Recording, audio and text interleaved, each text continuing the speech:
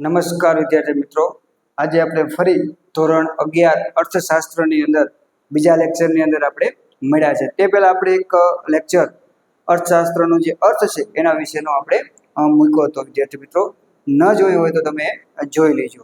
આજે આપણે અર્થશાસ્ત્રની અંદર આગળ ટોપિકને લઈ જતા કે અર્થશાસ્ત્રને એટલે કે પશ્ચિમમાં અર્થશાસ્ત્રનો ઉદ્ભવ અને વિકાસ. તો આ જે છે પ્રશ્ન બહુ મોટો છે અને આ પ્રશ્નમાંથી બહુ જ નાના નાના શોર્ટ પ્રશ્નો પણ પૂછાય છે. સાથે સાથે 3 ગુણની અંદર પણ આ પ્રશ્ન આવી શકે છે. તો કેવી રીતે લખવું, એના માટે શું કરવું, એના માટે આપણે આ પ્રશ્નની ચર્ચા કરશું. તો પશ્ચિમમાં અર્થશાસ્ત્રનો ઉદ્ભવ અને વિકાસ. તો પહેલા જ આપણે એરિસ્ટોટલની વાત કરશું. તો અહીં આપણને સરસ મજાનો ચિત્ર દેખાય છે, જે એરિસ્ટોટલનું ચિત્ર છે તેમ આપણે કહી શકીએ છીએ. તો એરિસ્ટોટલ વિશે બહુ વિશેષ વાત નથી, ખાલી એક મુદ્દો જેની અંદર યાદ રાખવાનો છે કે એમના પુસ્તકનું નામ શું છે, તો કે ઓ ઇકોનોમિક્સ. એક પોતે તત્વચિંતક હતા. એરિસ્ટોટલ કોણ હતા? તો તત્વચિંતક હતા.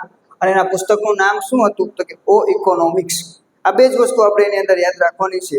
જેમને આ પોતાના પુસ્તકની અંદર એમને આર્થિક એટલે કે અર્થતંત્ર વિશેના ચિંતનો રજૂ કરેલા છે, પણ એનાથી વિશેષ આપણે એના અભ્યાસમાં કંઈ આવતું નથી. એટલે એટલું યાદ રાખવાનું કે એરિસ્ટોટલ એક તત્વચિંતક હતા અને એના પુસ્તકનું નામ શું હતું? તો કે ઓ ઇકોનોમિક્સ એના પુસ્તકનું નામ હતું. ત્યારબાદ છે એડમ સ્મિથ. જો આમાં ઘણા બધા પ્રશ્નો છે એડમ સ્મિથ વિશે, અને એડમ સ્મિથના એક ગુણના પ્રશ્નોમાં પણ આવી શકે છે, એમસીક્યુમાં પણ આવી શકે છે, અને સાથે સાથે 3 ગુણની અંદર અને 2 ગુણની અંદર પણ પ્રશ્નો આવી શકે છે. એટલે ખાસ આપણા માટે મહત્વ છે. તો અહીંયા આપણને જે ચિત્ર દેખાય છે મિત્રો, તમે જોઈ શકો છો. તો એ છે એડમ સ્મિથનું એ ચિત્ર છે તેમ આપણે કહી શકાય છે. તો ઔદ્યોગિક ક્રાંતિને કારણે મોટા યંત્રો, મોટા પાયે ઉત્પાદન, આર્થિક સત્તાનું કેન્દ્રીકરણ અને જંગી મૂડીરોકાણને પરિણામે એક નવી જ આર્થિક અને સામાજિક વ્યવસ્થા ઊભી થઈ હતી. એટલે કે જ્યારે ઔદ્યોગિક ક્રાંતિ થઈ, એટલે કે મહાકાય યંત્રો, મોટા સાધનો, મોટું ઉત્પાદન વગેરેને કારણે આર્થિક સત્તાનું કેન્દ્રીકરણ અને મોટા પ્રમાણમાં આર્થિક અને સામાજિક વ્યવસ્થા ઊભી થઈ મૂડીરોકાણના પરિણામે. એટલે એક અર્થશાસ્ત્રને પોતાનું આગવું વિચારસરણી સાથે રજૂ કરવાની આવશ્યકતા ઊભી થઈ હોય તેવું આપણને જોવા મળ્યું. આ સંદર્ભે કોઈ પણ દેશની આર્થિક સંપત્તિમાં વધારો થવાના કારણોમાં શું હોઈ શકે?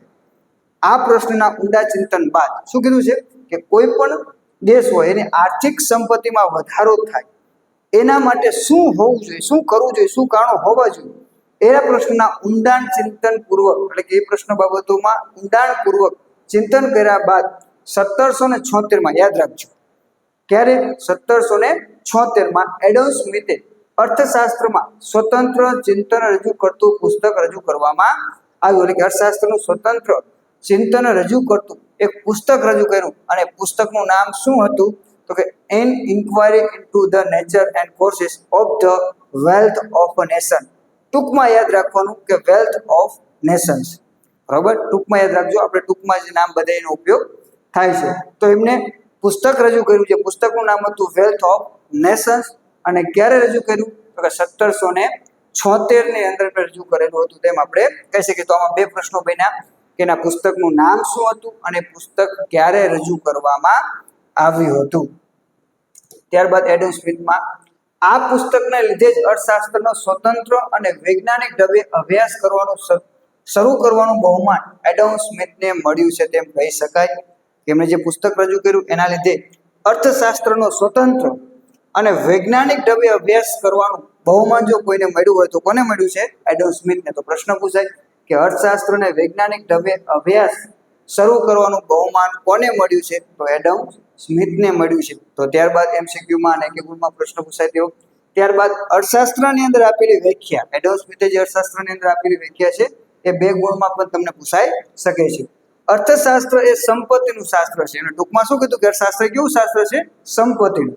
તેઓ માને છે કે ઉત્પાદક શ્રમ, એટલે કે ઉત્પાદન કરનાર શ્રમ દ્વારા ઉત્પન્ન થયેલી ભૌતિક સંપત્તિના ઉત્પાદન અને વપરાશ અને વિનિમયનો અભ્યાસ કરતું શાસ્ત્ર એટલે અર્થશાસ્ત્ર. અને અર્થશાસ્ત્ર એટલે શું કીધું?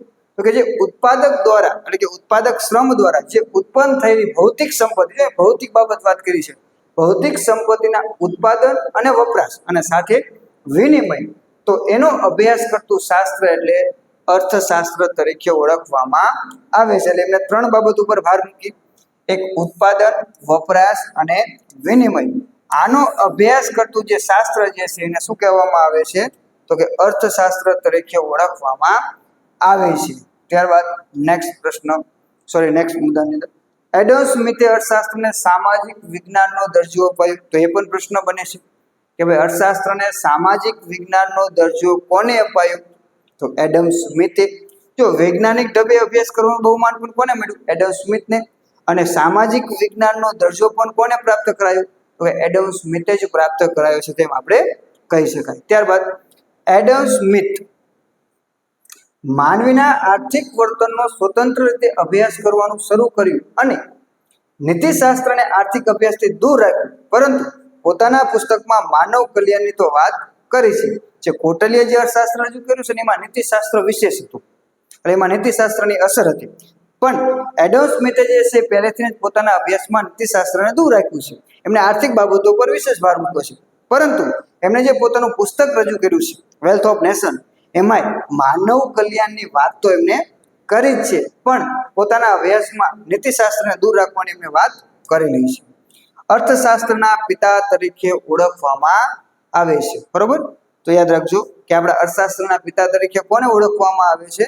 તો એડમ સ્મિથને ઓળખવામાં આવે છે, કારણ કે સ્વતંત્ર અને વૈજ્ઞાનિક ઢબે અભ્યાસ કરવાની જો કોઈ શરૂઆત કરી છે તો એડમ સ્મિથે કરી છે. અર્થશાસ્ત્રને સ્વતંત્ર રીતે અભ્યાસ કરવાની અને વૈજ્ઞાનિક ઢબે અભ્યાસ કરવાની જો કોઈ શરૂઆત કરી છે તો એડમ સ્મિથ છે, એટલે આપણે એને અર્થશાસ્ત્રના પિતા તરીકે ઓળખવામાં આવે છે.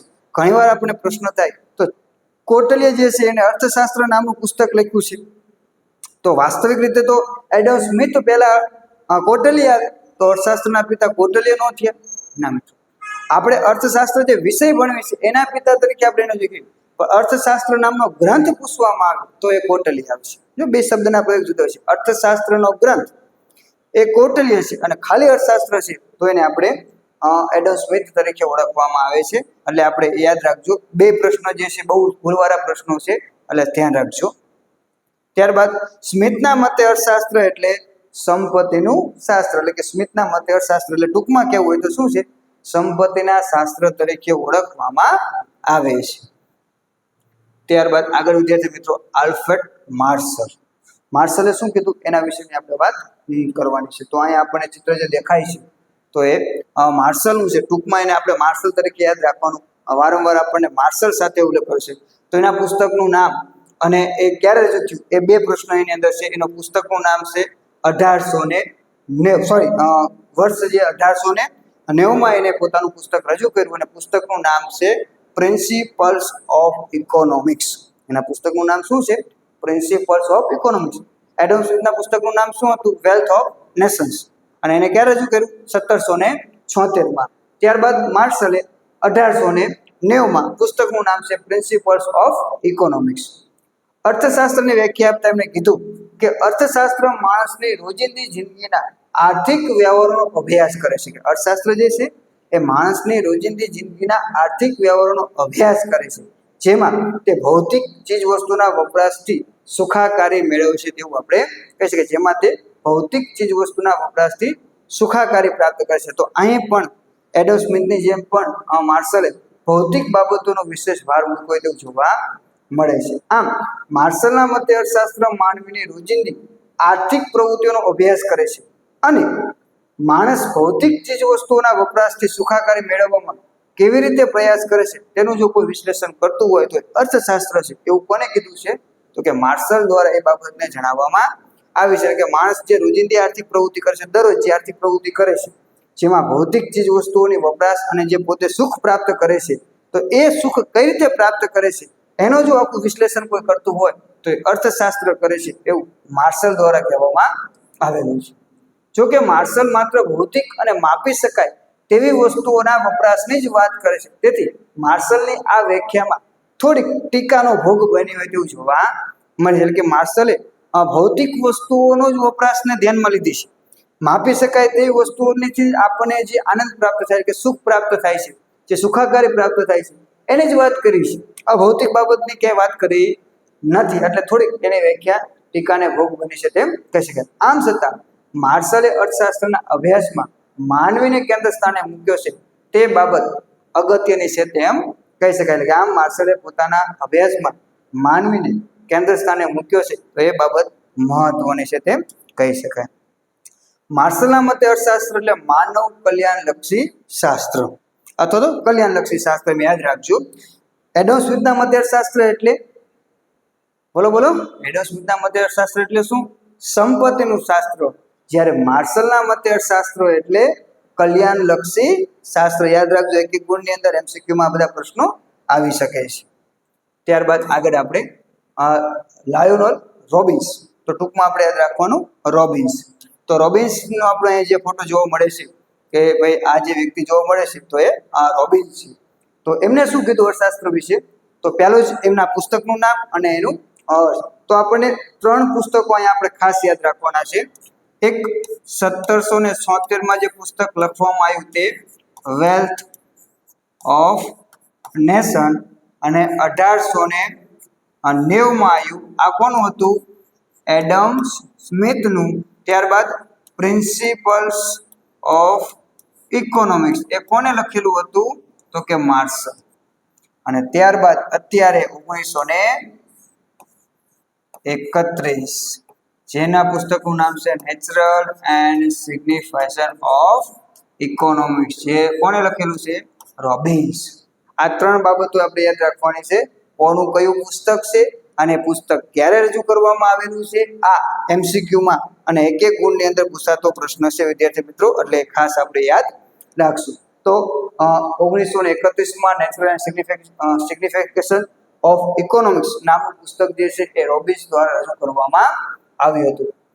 અર્થશાસ્ત્ર એ માણસ પોતાની જરૂરિયાતો અને વૈકલ્પિક ઉપયોગ ધરાવતા સાધનો વચ્ચે કેવી રીતે મેળ બેસાડે છે તેની વર્ણતુકનો અભ્યાસ કરતું વિજ્ઞાન એટલે અર્થશાસ્ત્ર, એવું આ રોબિન્સે કીધું. શું કીધું છે કે ભાઈ માણસ પોતાની જરૂરિયાતો, માણસની જરૂરિયાતો ઘણી બધી છે. અર્થશાસ્ત્રમાં કહેવાય છે માણસની જરૂરિયાતો કેવી છે? અમર્યાદિત છે, પણ તેને સંતોષવાના સાધનો મર્યાદિત છે. સાથે સાથે આ સાધનો વૈકલ્પિક છે, એટલે કે એક કરતાં વધારે ઉપયોગમાં લઈ શકે. તો આ વિકલ્પમાંથી કોઈ એક વિકલ્પને આપણે પસંદ કરવાનો છે, બધા કરી શકવાના નથી. તો આ વિકલ્પનો ઉપયોગ કરી અને સાધનો વચ્ચે કેવી રીતે મેળ બેસાડવો, કે આ વિકલ્પ કેમ પસંદ કરવામાં આવ્યો, તો એ બધી બાબતો વચ્ચે મેળ બેસાડવાની જે આખી વર્ણતુક જે છે, આનો જે અભ્યાસ કરે છે અર્થશાસ્ત્ર કરે છે. એવું આ રોબિન્સ કહે છે કે ભાઈ માણસ જે પોતાની જરૂરિયાતો સંતોષવા માટે જે વૈકલ્પિક સાધનો છે, એ સાધનોમાંથી કોઈ એક વિકલ્પને પસંદ કરવા માટે એ જે આખી જે વિચારણા કરે છે, જે મગજની અંદર કે આર્થિક દ્રષ્ટિએ જે વિચારણા કરે છે, એ બધું કામ અર્થશાસ્ત્રની અંદર થાય છે. કોઈ પણ શાસ્ત્ર અંતે તો માનવ જીવનના કોઈ પણ મૂળભૂત પ્રશ્ન કે સમસ્યાનો ઉકેલ શોધવાનો પ્રયત્ન કરતું હોય છે. કોઈ પણ જે શાસ્ત્ર જે છે એનું કામ શું છે? તો કે માનવ જીવનની અંદર રહેલા પ્રશ્નો જે છે એ પ્રશ્નની સમસ્યા લાવવાનું કામ એ શાસ્ત્ર કરે છે. માનવ જીવનમાં આર્થિક બાજુ અગત્યનો પ્રશ્ન એ છે કે વૈકલ્પિક ઉપયોગોવાળા મર્યાદિત સાધનો અમર્યાદિત જરૂરિયાતો સાથે મેળ કેવી રીતે બેસાડવો. તો કે આપણું અર્થશાસ્ત્ર જે છે એ જ કરે છે. શાસ્ત્રો બધા જ કામ કરે છે કે ભાઈ મૂળભૂત રીતે તો માનવીની સમસ્યા દૂર કરવાની છે. તો અર્થશાસ્ત્ર શું કરે છે? તો કે આપણે જે અમર્યાદિત જરૂરિયાતો છે, એટલે કે આપણી જે જરૂરિયાતો અમર્યાદિત છે એને સાધનો સંતોષવાના સાધનો મર્યાદિત છે, તો આની વચ્ચે મેળ કેવી રીતે બેસાડશે, તો એનો જે આખો અભ્યાસ થાય છે તો એ અર્થશાસ્ત્રની અંદર કરવામાં આવે છે, તેવું રોબિન્સ માને છે તેમ આપણે કહી શકાય. ત્યારબાદ આગળ માનવીની જરૂરિયાતો અમર્યાદિત, જેમ આપણે તમને મેં વાત કરી કે માનવીની જરૂરિયાતો કેવી છે? અમર્યાદિત છે. વળી પણ વારંવાર ઉદ્ભવે છે. એકવાર એ જરૂરિયાતો પૂરી થઈ ગયા પછી અંત આવી જતો નથી, વારંવાર ઉદ્ભવે છે. આનાથી વિરુદ્ધ આ જરૂરિયાતો સંતોષવાના સાધનો કેવા છે? મર્યાદિત છે. જેમ આપણે અગાઉ વાત કરી તેમ સાધનો કેવા છે? મર્યાદિત છે. વૈકલ્પિક ઉપયોગો ધરાવે છે. મસના શું છે કે સાધનો જે છે વૈકલ્પિક ઉપયોગ ધરાવશે, એક કરતાં વધારે ઉપયોગમાં લઈ શકાય. પણ તમે એક જ પસંદ કરી શકશો, બધું કરી શકશો ને. દાખલા કોઈ જમીનના ટુકડામાં કાં તો તમે મકાન બનાવી શકો, કાં તો શાળા બનાવી શકો, કાં તો ખેતી કરી શકો. ખેતીના ઓપ્શનમાં પણ દાખલા કે તમે કોઈ એક પાક વાવી શકશો, એક સાથે બધું થશે નહીં. તો આ સાધનો વૈકલ્પિક ઉપયોગ ધરાવશે. હવે આ સમસ્યાના સંદર્ભમાં અર્થશાસ્ત્રનું કામ એ અછતવાળા સાધનોનો કેવી રીતે ઉપયોગ થાય કે જેનાથી માણસને વધુમાં વધુ જરૂરિયાતો સંતોષાય તેનું માર્ગદર્શન કરવાનું હોય છે. અર્થશાસ્ત્ર શું કરે છે? તો કે આ જે વૈકલ્પિક ઉપયોગ ધરાવતા સાધનો છે એ સાધનોમાંથી આપણને વધુને વધુ ફાયદો કઈ રીતે થાય, કે વધુને વધુ આપણને કઈ રીતે આર્થિક દ્રષ્ટિએ ફાયદો થઈ શકે, તો એનો જો આખો અભ્યાસ કરતું હોય તો એ અર્થશાસ્ત્રની અંદર થતું હોય તેવું જોવા મળે છે. ત્યારબાદ આગળ રોબિન્સે અર્થશાસ્ત્રને વાસ્તવલક્ષી વિજ્ઞાન તરીકે રજૂ કર્યું છે. ધ્યાન રાખજો, વિજ્ઞાન 2 વાર 3 એટલે સામાજિક વિજ્ઞાનનો દરજ્જો આવ્યો અને વાસ્તવલક્ષી વિજ્ઞાન આવ્યું. સામાજિક વિજ્ઞાનનો દરજ્જો કોને અપાયો? તો કે આપણે આગળ જોઈએ તેમ એડમ સ્મિથે અપાયો. પણ વાસ્તવલક્ષી વિજ્ઞાન તરીકે અર્થશાસ્ત્રને કોને રજૂ કર્યું? તો કે રોબિન્સ. યાદ રાખજો, આ પ્રશ્નમાં પણ ભૂલ થવાની સંભાવના રહેશે. વાસ્તવલક્ષી વિજ્ઞાનની જો કોઈ વાત કરી છે તો રોબિન્સ છે, અને સામાજિક વિજ્ઞાનનો જો કોઈ દરજ્જો અપાયો છે તો એ છે એડમ સ્મિથ. એટલે આમ આની અંદર માનવીના આર્થિક વર્તનનો અભ્યાસ કરતું શાસ્ત્ર છે તેવું રજૂ કરવામાં આવ્યું છે. રોબિન્સ માને છે કે અર્થશાસ્ત્ર શું છે તેનો અભ્યાસ કરે છે, શું હોવું જોઈએ તેવી નૈતિક બાબતોનો અભ્યાસ કરતું નથી. આ અર્થમાં તે વાસ્તવલક્ષી શાસ્ત્ર છે, આદર્શવાદી શાસ્ત્ર નથી. એટલે કે રોબિન્સ શું છે કે અર્થશાસ્ત્ર કેવું હોવું જોઈએ એની ચર્ચા નથી કરતું, પણ જે છે એની ચર્ચા કરે છે. જે વાસ્તવ છે ને એની જ વાત કરે છે કે ભાઈ અર્થશાસ્ત્ર જે છે શેનો અભ્યાસ કરે છે?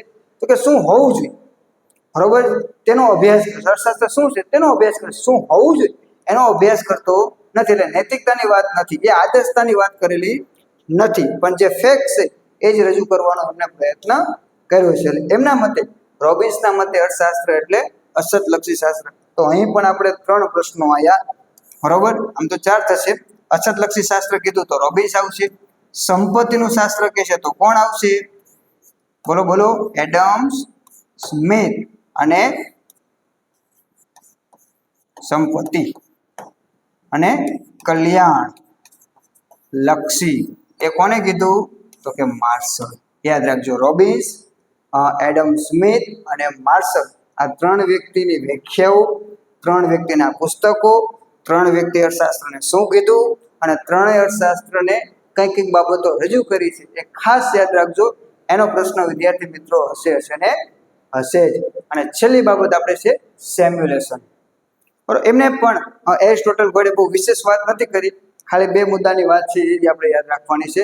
સેમ્યુલેશન આપેલા અર્થશાસ્ત્રની વ્યાખ્યા: સમાજ કેવી રીતે પોતાના અછતવાળા સાધનો દ્વારા અગત્યની જરૂરિયાતોનું ઉત્પાદન કરે છે અને જુદા જુદા લોકો વચ્ચે વહેંચે છે તેનો અર્થશાસ્ત્ર અભ્યાસ કરે છે, એવું 1947ની અંદર એમને જણાવ્યું છે. બાકી એમને વ્યાખ્યા શું આપી છે ને એ બીજું વગેરે આપણને પરિચય આપ્યો નથી. સમાજ કેવી રીતે પોતાના અછતવાળા સાધનો કેવા છે? અછતવાળા. એ દ્વારા અગત્યની જરૂરિયાતો, એટલે કે પોતાની જે અગત્યની જરૂરિયાતોનું કઈ રીતે ઉત્પાદન કરે છે અને જુદા જુદા લોકો વચ્ચે કઈ રીતે વહેંચે છે તેનો અભ્યાસ જો કરે તો એ અર્થશાસ્ત્ર છે એવું એ માને છે.